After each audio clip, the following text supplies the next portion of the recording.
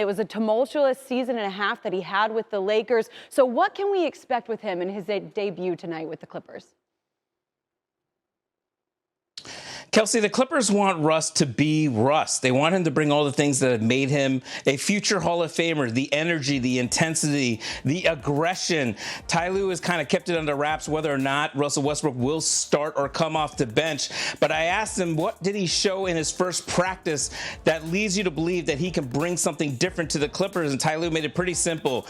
Speed and passing. They want him to get downhill, and they believe with the shooters around him, Kawhi Leonard, Paul George, Marcus Morris, and all the list of shooters that the Clippers have, they believe Russell Westbrook will have plenty of options to pass to. And I know one thing is certain, no matter what happens tonight, Russell is absolutely giddy. I ran into him in the parking lot after practice yesterday. He is excited. He was messing around with Marcus Morris Sr. and Paul George at practice. He looks like he is ready for a fresh start with the Clippers. Paul George, of course, his former teammate, good friend. He mentioned in his intro presser just how much their kids, their families, they're all close. Going to be fun to see these two playing together again. Thanks, Ohm. Not just that, but playing meaningful basketball as we welcome in now NBA analyst Tim Legler. So his last pairing with AD and the King in LA, of course, it ended poorly. So how do you envision, Legs, this pairing now with PG and the Claw going forward? I love the fit. I love the pickup by the Clippers. I think it's a smart move on their part because Russell Westbrook's going to bring a couple of things immediately. The first is, Ohm touched on it, he's going to get easier shots for people. And Paul George and Kawhi Leonard can get their own shots, but he can still make it easier for them. But more importantly, it's the role players on this roster. When you have a guy that puts this kind of pressure up the floor with his speed, it creates open opportunities for shooters and for bigs that want to run with him. And the second area he helps you, his competitive will. I mean, the day he walks on the floor, you're a more competitive team because of how hard he plays, how bad he wants to win. And the one thing about Russell Westbrook, he has played with great players throughout his entire career with the exception of a couple of years in Oklahoma City after KD left. He knows how to play alongside superstars. He's used to it. He's going to acclimate himself quickly.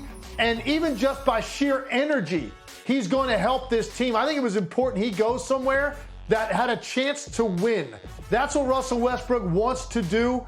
It makes a lot of sense for the Clippers to bring him in as they're starting to now get ready for their stretch run and try to be scary in the Western Conference. And you got to think revenge factors in somehow, someplace with Westbrook back on the court. According to our friends at Caesars, the Clippers enter the second half with the third best odds to win the West. The Suns right now, the betting favorites. And listen, LeBron and AD, they may have finally found a supporting cast they've needed since their last title run. They currently hold on to the 13th seed right now, Legs. So what did you see last night that could help LA make this playoff push? I don't think you can overstate the impact of Malik Beasley going forward, and he showed it last night. This team desperately needed some spacing. They needed some additional three-point shooting and just flat out some firepower. Thing I love about Beasley, he was 7 for 11 from the three last night, but he's not just a spot-up catch-and-shoot three-point shooter. You can run sets for him, run him off a couple of down screens to bring him out to the three-point line expecting a shot. He can be a guy that can get his own shot off the dribble or with a ball screen. He's going to be very good in transition, running to those open spots, and I just think he's the perfect complementary player for LeBron James and Anthony Davis. I think D'Angelo Russell also falls into that category. We didn't see him much last night because of the injury, but these two guys are going to give the Lakers something they desperately need. Two guys that can make you pay if you overload on LeBron James or Anthony Davis. I think between the two of them, they take 16 threes a night on average. Beasley took 11 last night, made 7. So on a night when LeBron goes 5 for 20 and AD only gets 5 shots in the game to win it going away, although it's a beat-up Warriors team, I get it, doesn't matter. It's about how the Lakers looked, and they looked sharp last night, and they played hard. They could become very dangerous very quickly. Yeah, it was the first game last night in the LeBron-AD era that neither player ranked among the Lakers, not just top 1, 2, but top 3 scorers, 161 total games. Legs, stay right there. We've got more. Gary. All right, we're headed to the East Coast right now, and it's JoJo answering the bell in every single way you can in a stat sheet and then some, hosting the second place in the West Grizzlies.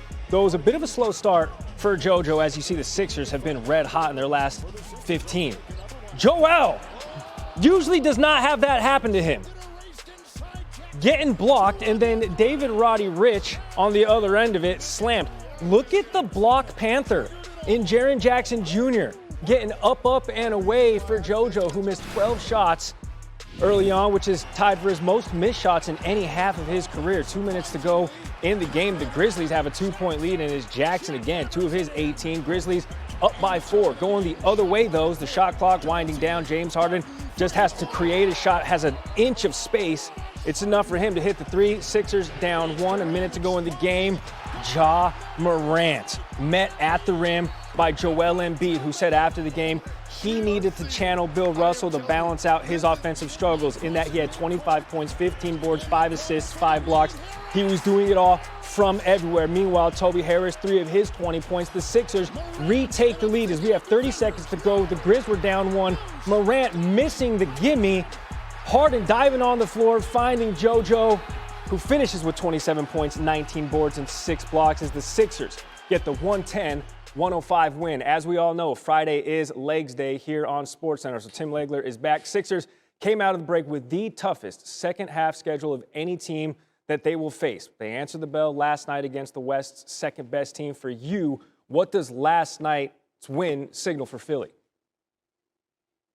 Well, Gary, the first thing that jumped out to me was, man, isn't it interesting how much harder everybody's playing right after the All-Star break, because you're starting the sprint to the finish. This game, start to finish, felt like a playoff game. And I think the most impressive part for me of Philadelphia, you're down double digits in the second half of that game on a night when Embiid struggled in the first half, and you get it done by getting stops. You saw some of the elite level rim protection, but it was more than that. You saw guys out of the perimeter hounding ball handlers as well, trying to create extra opportunities. And then the most important part of this, the fact that Joel Embiid was not the guy that had to answer the bell by getting you buckets late.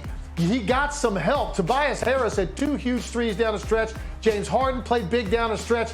And when you get that supplemental scoring around Embiid to take the pressure off of him, now this looks like a team that can go toe-to-toe with Boston or Milwaukee. This might have been their best win of the year, and it's a great way to kick off I shouldn't even say the second half. It's more like the stretch run. The final quarter of the season is right before the Sixers, and this is a team that's got enough talent to get to the finals. The question is going to be, how do they handle pressure moments in the postseason, particularly James Harden?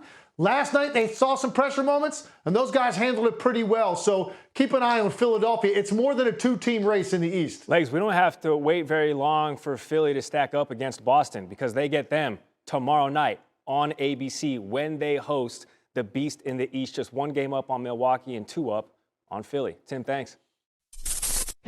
Thanks for watching ESPN on YouTube. For live streaming, sports, and premium content, subscribe to ESPN+.